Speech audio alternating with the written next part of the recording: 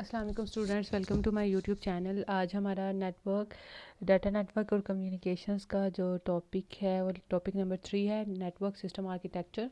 और हम लोगों ने टीसीपी ओवर आईपी मॉडल के बाद हम लोगों ने ओएसआई मॉडल उसकी लेयर्स को स्टार्ट किया हुआ है।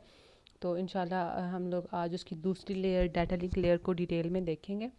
इससे पहले कि मैं नेक्स्ट प्रोसीड करूँ, अगर आप मेरे चैनल पर न्यू है तो सब्सक्राइब ज़रूर करें और साथ बेल आइकन भी प्रेस करें ताकि नेक्स्ट आने वाली वीडियोस आप तक सबसे पहले पहुँचें और आप इससे फ़ायदा हासिल कर सकें। फर्स्ट लेक्चर के अंदर इसके जो लास्ट लेक्चर था उसके अंदर हम लोगों ने फ़िज़िकल लेयर के ऊपर डिस्कशन की। तो आज जो हमारी है वो हमारे पास डाटा लिंक लेयर है। डाटा लिंक लेयर जो है वो क्या होती है, कहते हैं ये रिस्पॉन्सिबल होती है कि फ़िज़िकल लिंक के बीच में ये रिलायबल कनेक्शन इस्टेब्लिश करे। और इसके अलावा इसमें हम लोग इंश्योर कर रहे होते हैं कि जो हमारे पैकेट्स होते हैं वो एरर फ्री पास हो जाएं। फर्स्ट ऑफ ऑल हमारा फिज़िकल लेयर के साथ अच्छा कनेक्शन इस्टेब्लिश हो, रिलायबल, और हमारा जो डाटा है वो मतलब पैकेट्स की शक्ल में डाटा होता है ना, छोटे छोटे पार्ट्स की शक्ल में, वो बिल्कुल एरर फ्री पास कर जाए। इसके अलावा जो डाटा लिंक लेयर है वो OSI मॉडल की सेकंड लेयर है, मतलब बॉटम से इसको स्टार्ट किया जाता है। ये सेकंड लेयर आती है इसकी, और इसके 3 मेन फंक्शन होते हैं कि ये ट्रांसमिशन प्रोवाइड कर रही होती है, एरर फ्री ट्रांसमिशन इसने प्रोवाइड करना है। इसके अलावा ये फ्लो ऑफ डाटा को रेगुलेट कर रही होती है। इसके अलावा वेल डिफाइंड इंटरफेस प्रोवाइड करती है नेटवर्क्स लेयर के बीच में, मतलब जो इससे बाद में आने वाली लेयर है नेटवर्क लेयर है ना, उसके बीच में भी वेल डिफाइंड इंटरफेस ये एस्टैब्लिश करती है। इसके अलावा ये इसके अंदर जो डाटा है वो फ्रेम की शक्ल में बन जाता है, मतलब इसमें जो पहले जो फिज़िकल लेयर था उसमें डाटा बिट्स की शक्ल में होता है, तो वो जो बिट्स हैं अब वो एक मैनेजेबल यूनिट में आ जाते हैं, मतलब स्ट्रीम ऑफ बिट्स को हम लोग इसके अंदर फ्रेम कहते हैं। फ्रेम, इसके अलावा इसमें हम फ़्लो को कंट्रोल कर रहे होते हैं कि हमारा जो डाटा है वो एक रिसीविंग साइड पे एक फ़्लो के साथ जो है वो जाए, और हम इसके लिए फ़्लो कंट्रोल मैकेनिज़्म भी यूज़ कर रहे होते हैं कि अगर कोई प्रॉब्लम आई है तो हम उसको भी मैनेज कर सकें।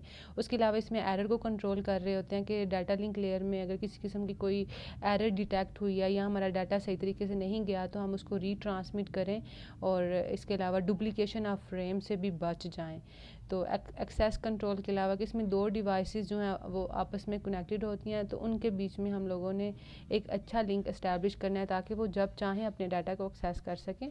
तो इस तरह से इसकी होती है इंटरफेस। ऊपर इसके नेटवर्क डाटा लिंक लेयर होती है, और ये खुद जो है वो ऊपर इसके नेटवर्क लेयर होती है, ये खुद डाटा लिंक लेयर है, और नीचे इसके फिज़िकल लेयर होती है। मतलब ऊपर से जो डाटा आ रहा है ये नेटवर्क लेयर ने नेटवर्क लेयर से जो डाटा आ रहा है डाटा लिंक लेयर ने उसको फिज़िकल लेयर में देना है।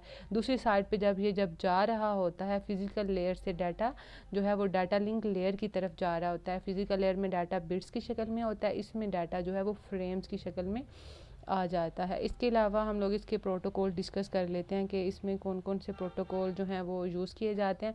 तो इसमें कुछ प्रोटोकॉल्स हैं। सबसे पहले हम ये देख लें कि इसकी 2 बेसिक लेयर्स होती हैं डाटा लिंक लेयर की। एक हमारे पास मैक है और एक हमारे पास LLC है। मैक हमारे पास मीडिया एक्सेस कंट्रोल है, और जो LLC है वो लॉजिकल लिंक कंट्रोल है। ये दोनों जो हैं ये हमें इंटरेक्शन प्रोवाइड कर रहे होते हैं डाटा को सेंड करने में। तो ये दोनों जो हैं ये लेयर्स हैं डाटा लिंक लेयर्स की, सब लेयर्स हैं। इसके अलावा इसमें प्रोटोकॉल जो यूज़ किए जाते हैं वो ईथरनेट है, पॉइंट टू पॉइंट प्रोटोकॉल्स हैं। इसके अलावा HDLC है और ADCCP और ATM है। इनको हम बारी बारी डिस्कस करते हैं। सबसे पहले हम लोग इसकी जो 2 सब लेयर हैं उनको देखते हैं, मैक लेयर और LLC लेयर। तो मैक लेयर क्या है? Media access control. ये जो मैक लेयर है ये हमारे पास सब लेयर है डाटा लिंक लेयर की, और ये हार्डवेयर को कंट्रोल कर रही हुई होती है, और हार्डवेयर के बीच में मतलब 2 डिवाइसेस हैं जो डाटा सेंड कर रही है और रिसीव कर रही है, उनके बीच में इंटरेक्शन को इस्टेब्लिश करने की रिस्पॉन्सिबल होती है। वो इंटरेक्शन चाहे तो वायर्स के ज़रिए बना हुआ हो या फिर वायरलेस बना हुआ हो। तो मैक सब लेयर जो है वो लॉजिकल लेयर के साथ मिल के जो कनेक्शन इस्टेब्लिश कर रही होती है 2 डिवाइसेस के बीच में, और उसको मैनेज कर रही होती है, उसको कंट्रोल कर रही होती है। तो ये दोनों लेयर्स मैक और जो LLC लेयर है ये दोनों मिल के डाटा लिंक लेयर को बना रही होती हैं। तो जो LLC है, लॉजिकल लिंक कंट्रोल है, ये जो है ये क्या करती है, ये लॉजिक प्रोवाइड करती है डाटा लिंक को कि ये सिंक्रोनाइजेशन को कंट्रोल कर सके, फ्लो को कंट्रोल कर सके, एरर को चेक कर सके और डाटा के बीच में जो फंक्शंस हैं उनको एस्टेब्लिश कर सके। तो लॉजिकल लेयर जो है वो ये काम कर रही होती है। जो मैक है वो फिज़िकल एड्रेसेस प्रोवाइड करती है। मैक एड्रेसेस हमारे पास फिज़िकल एड्रेसेस होते हैं जो कि हमें प्रोवाइड, जिस डिवाइस को हमने डाटा सेंड करना है उसकी सारी एड्रेसिंग जो इसमें हो रही होती है डाटा लिंक में, वो मैक की शक्ल में हो रही होती है। और जो लॉजिकल लिंक है वो एरर वगैरह को कंट्रोल करती है और फ्लो को कंट्रोल करती है। अब नेक्स्ट जो इसके प्रोटोकॉल है वो ईथरनेट है। इसके अंदर भी ईथरनेट यूज़ किया जाता है। कहते हैं ईथरनेट जो है वो कंप्यूटर नेटवर्किंग टेक्नोलॉजी की फैमिलीज़ है।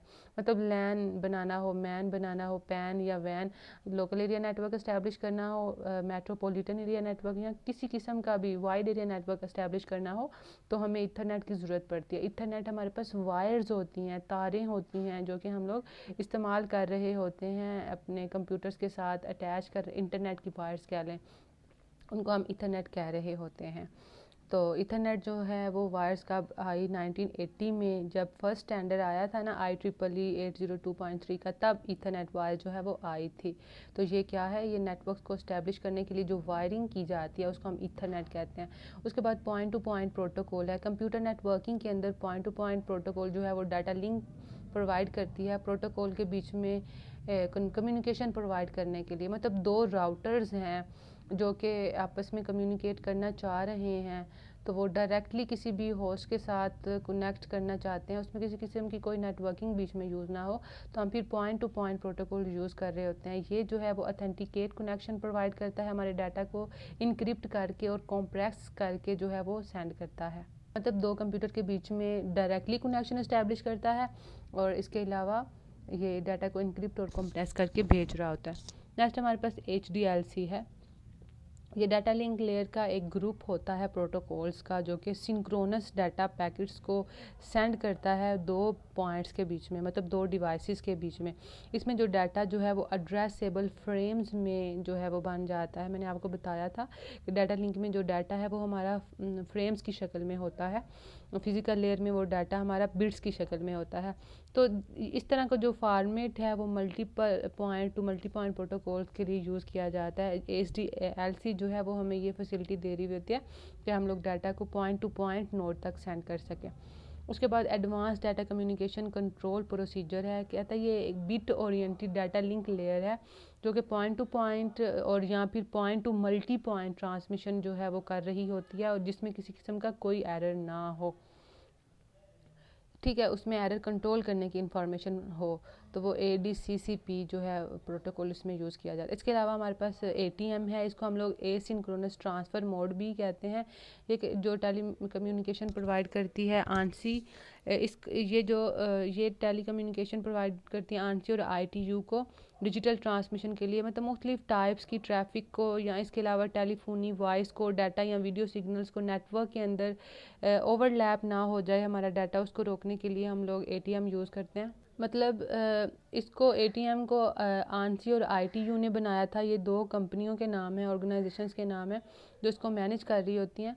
तो इसमें क्या है कि हम मल्टीपल टाइप्स का डाटा सेंड कर सकते हैं और वो डाटा आपस में जो है ओवरलैप ना कर जाए, आपस में टकरा ना जाए। तो एक ही नेटवर्क के ऊपर हम लोग डाटा को अच्छे तरीके से जब सेंड करना चाहते हैं मल्टीपल टाइप के डाटा को, तो हम ATM प्रोटोकॉल इसमें यूज़ कर रहे होते हैं।